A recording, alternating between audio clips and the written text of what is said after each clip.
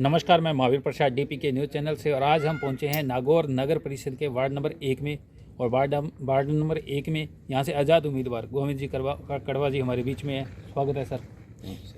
तो कड़वा जी, जिस तरह से अब आप जनसंपर्क कर रहे हो, घर घर जा रहे हो, डोर टू डोर जा रहे हो, ऐसे में जनता से किस तरह के वादे कर रहे हो?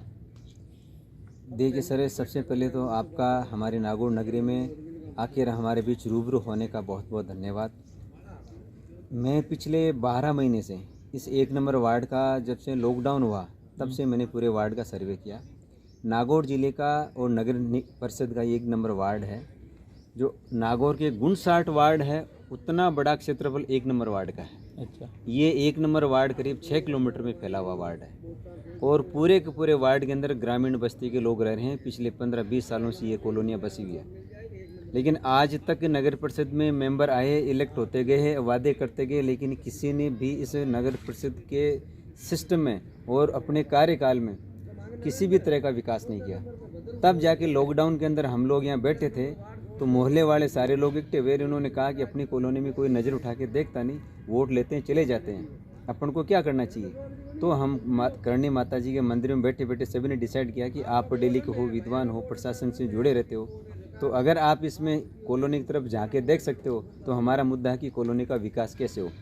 तब हमने ये आज से करीब 12 महीने पहले शुरुआत की थी। पूरी कॉलोनी का सर्वे किया। कॉलोनी में न तो नाली है, न सड़क है, न रोड लाइटें हैं, मतलब पूरी कॉलोनी एक अंधेरे में बसी है, यानी कि पूरी कॉलोनी अस्त व्यस्त है जी। तो सर, जिस तरह से आप अब चुनाव मैदान में हो, तो आपने कोई बड़ी पार्टी से या जिस तरह से कांग्रेस या भाजपा से टिकट की दावेदारी पेश की या फिर आज़ादी? मैंने पिछले 25 सालों से मैं कांग्रेस पार्टी का पदाधिकारी। अच्छा। मैं पहले छात्र संघ अध्यक्ष एनयूसी से था, कांग्रेस पार्टी में एनयूसी का जिलाध्यक्ष रहा हूँ, वर्तमान में कांग्रेस पार्टी में महासचिव हूँ और नियमित रूप से कार्यकर्ता रहा हूँ। और मैंने आज तक के पार्टी के समर्पित होकर तन मन से सेवा की है।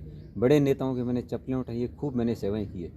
मेरे टिकट काट के जिस व्यक्ति को टिकट दिया है वो कल तक बीजेपी का था, आज उसको टिकट दिया गया है, तो पैरासूट को उतारा है और टिकट देने वाले भी पैरासूट हैं। क्योंकि हबीबुर रहमान जी पहले बीजेपी में, कांग्रेस में थे, फिर बीजेपी में आए, फिर कांग्रेस में आ गए, तो इन्होंने सिर्फ अपने सिस्टम के अनुसार टिकट दी है, कार्यकर्ताओं की उपेक्षा की और हमारा टिकट काटा गया है। तो सर, जिस तरह से वार्ड नंबर 1 की बात करेंगे, अगर जनता आप पर विश्वास जताती है तो सबसे पहले प्राथमिकता कौन सी रहेगी? कौन सी समस्या का समाधान कर पाओगे? मैं समस्या का समाधान करने से पहले ये आपको बताना चाहता हूँ कि पिछले 12 महीने से मैंने इस वार्ड का सर्वे किया तो मैं एक जनरल व्यक्ति था, आम नागरिक था। मेरे जहाँ से मैं बैठा हूँ इस वार्ड में राजपूत कॉलोनी से पूरा शास्त्री नगर रिक्को है। ये 13-14 साल पुरानी कॉलोनी बसी है। इसमें लोग टैंकरों से पानी लाते थे और प्रत्येक महीने में 3-3, 4-4 हज़ार के टैंकर से पानी लाते थे। मैंने प्रशासन से सहयोग लिया, पूर्व जिला कलेक्टर दिनेश यादव जी से, वर्तमान एसडीएम साहब से, इनसे सहयोग लेके और मैंने पूरे रिक्को के अंदर पानी का जाल बिछा दिया। घर घर के अंदर में पानी की लाइनें लगवा दी पूरे एरिया के अंदर। नया हाउसिंग बोर्ड था जिसमें पानी की टंकी बनी हुई थी, लेकिन आज तक पानी की सप्लाई नहीं हुई। मैंने पूरे न्यू हाउसिंग बोर्ड के अंदर पानी की सप्लाई करवा दी, सारे लोगों के कनेक्शन करवा दी। मेरे ही वार्ड के अंदर एक खटीक बस्ती ऐसी जो 27 साल पुरानी बसी है, जिस कॉलोनी में किसी ने आज तक रोड लाइट नहीं लगाई और घरों में जाने के लिए हालात हो गए, एक घर से सामने घर में आदमी पैदल नहीं जा सकता, इतनी वहाँ कंजेस्टेड एरिया बना हुआ था।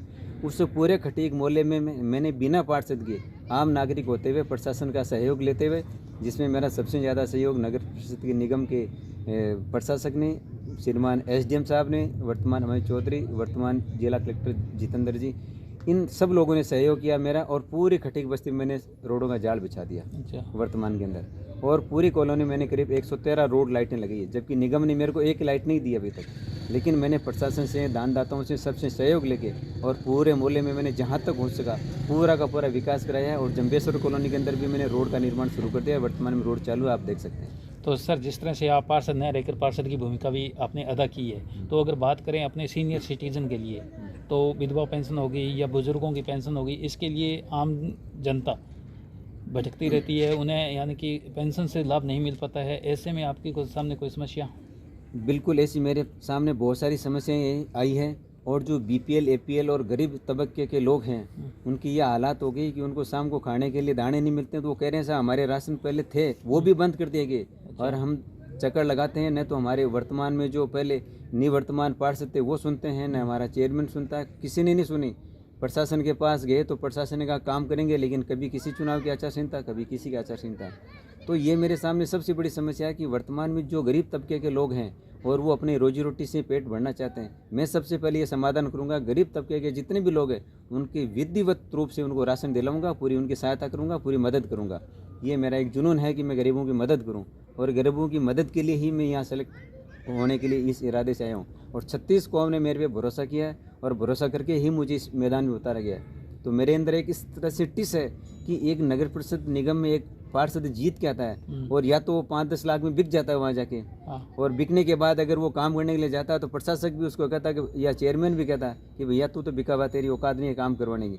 तो वो फिर क्या है कि कार्यकर्ताओं के साथ उपेक्षा होती है, और आम नागरिक के साथ उपेक्षा होती है, और वार्ड वासियों के साथ उपेक्षा होती है। तो मैंने ये सिस्टम ख़त्म करने के लिए कि मैं अगर नगर परिषद में जनता ने भरोसा करके मुझे अगर प्रवेश दे दिया तो मैं खुले मैदान में लाठी उठाने वाला पहला इंसान हूँ। गरीबों के लिए मैं हर तरह से लड़ाई लड़ूंगा। मेरी कॉलोनी में जैसी जैसी प्राथमिकता होगी मैं सीरियस वाइज कमेटी बनाऊंगा प्रत्येक मोहल्ले की, और कमेटी बना के एक एक मोहल्ले में 10-10, 20-20 व्यक्तियों की कमेटी बनाऊंगा। कमेटी बना के जो काम स्वीकृत होंगे, शहरों समिति स्वीकृत होंगे, पहली प्राथमिकता कॉलोनी में क्या होगी उसका हम आगे बढ़ेंगे, दूसरी प्राथमिकता क्या होगी सेकंड उस पर बढ़ेंगे, और जो भी काम सैंक्शन होगा, जो भी ठेकेदार होगा, जो भी पालिका का चेयरमैन होगा, जो भी AEN एक्शन जो भी होगा, जो भ्रष्टाचार की दुकान लगा रही है ना, उस पे काम की प्राथमिकता वार्डवासी ही लिख के देंगे कि हमारा काम वास्तव में 100 में से 100% सही हुआ है, तो ही हम पैसा उठाने देंगे, नहीं तो न चेयरमैन को खाने देंगे, न प्रशासक को खाने देंगे, न किसी अन्य को खाने देंगे। पूरा काम जनता के साथ रहेंगे, जनता से करवाएंगे। तो कह सकते हैं कि केंद्र सरकार, राज्य सरकार से जो बड़ी बड़ी योजनाएं आती है जो आम जनता तक नहीं पहुंच पाती है, अगर आप यहाँ से पार्षद बनते हो तो वो योजनाएं आम जनता तक पहुंचेगी। निश्चित रूप से ये मैंने देखा है कि पिछले समय से जो केंद्र सरकार की और राज्य सरकार की योजनाएं लागू जरूर होती है, लेकिन धरातल पे वो सिर्फ 10-15% ही आती है, और 95% या 80% या 85% वो सारी सारी भ्रष्ट लोगों के हाथ में चली जाती है। वो उसको मैनेज करके अपना सिस्टम चला लेते हैं। मैंने खुला ये निवेदन किया जनता से भी कि मैं पढ़ा लिखा इंसान हूँ, और पढ़ लिख के मैं कानून की एक एक चीज़ को जानता हूँ। आम व्यक्ति का जो अधिकार है, चाहे मुझे लड़ना पड़े, चाहे मुझे जेल जाना पड़े, चाहे कुछ भी करना पड़े, मैं अधिकार दिला के छोड़ूंगा, चाहे कुछ भी करना पड़े। आम आदमी के साथ उपेक्षा नहीं होने दूंगा, ये मेरा वादा है। सर, जिस तरह से युवा वर्ग की अपनी बात करेंगे, युवा वर्ग नशे की गर्त में जा रहा है, तो युवाओं के लिए क्या संदेश रहेगा? बिल्कुल, ये निश्चित रूप से जो वर्तमान के हालात मैंने देखे हैं युवाओं का, मैं जब भी मेरे वार्ड में पिछले 12 महीने से मैं फिरा हूँ, देखा है मैंने सर्वे, मेरे वार्ड के अलावा अन्य भी वार्डों में गया हूँ, मैंने निश्चित रूप से युवाओं से एक अपील की है, देखो ज़िंदगी एक बार मिलेगी, उस ज़िंदगी को अगर आप सही तरीके से अगर जी लोगे और एक अच्छा बनने की सोचोगे, तो आपको नशा प्रवृत्ति से आपको दूर रहना पड़ेगा, क्योंकि इंसान एक ही बार बनता है, बार बार नहीं बनता। ये बचपन अभी आएगा फिर नहीं आएगा, एक एक दिन आपकी ज़िंदगी के ख़राब हो रहे हैं। इसलिए आपको निश्चित रूप से ये समझना पड़ेगा कि मैं मेरे परिवार की सोचूं, माँ बाप की सोचूं, मोहल्ले वालों की सोचूं कि मुझे ज़िंदगी में जीना है तो नशा प्रवृत्ति से दूर रहना पड़ेगा और एक दूसरे के साथ तालमेल से जीना पड़ेगा। तो सर, आखिरी सवाल है, 28 को एक महापर्व है, उत्सव है लोकतंत्र में, तो आप अपने वार्ड नंबर 1 की जनता को क्या संदेश देना चाहोगे? मैं जनता को ये संदेश देना चाहूँगा कि आपने आज तक के पिछले लंबे समय से वोट देते आए हैं, और आपके वोट का रिजल्ट क्या रहा। अब आप सब बुद्धिजीवी लोग हैं, आपको ये जजमेंट करना पड़ेगा कि हमारे वोट की कीमत क्या है। अगर आपने सही मायने में सही जजमेंट करके अगर वोट दे दिया तो आपके वार्ड का 100% भला होगा, और अगर ये जजमेंट आपने गलत कर लिया तो फिर 5 साल पछताओगे, और मैं कह रहा हूँ लंबे समय तक पछताओगे। मैं तो यहाँ तक कहने के लिए चैलेंज कर रहा हूँ कि नागौर नगर परिषद का जो क्षेत्रफल की दृष्टि से एरिया है, नगर परिषद में नागौर 1 नंबर वार्ड आधे क्षेत्रफल में फैला हुआ है, लेकिन 5 साल के अंदर मैं इस 1 नंबर वार्ड को चमन करके छोड़ूंगा। ये मेरा चैलेंज है, चाहे मुझे कुछ भी करना पड़े, किसी नेताओं से लड़ना पड़े, किसी प्रशासक से लड़ना पड़े, लेकिन मेरे वार्ड वासियों की मैं तन मन धन से सेवा करूंगा। तो ये थे वार्ड नंबर 1 से गोविंद जी। इनका कहना है कि अगर जनता हम पर विश्वास जताती है तो इस बार वार्ड नंबर 1 का चहुमुखी विकास भी होगा, और केंद्र सरकार, राज्य सरकार से जो भी योजनाएं आएगी वो आम जनता तक पहुंचेगी। मैं महावीर प्रसाद, मेरे साथ कैमरा पर्सन मदन।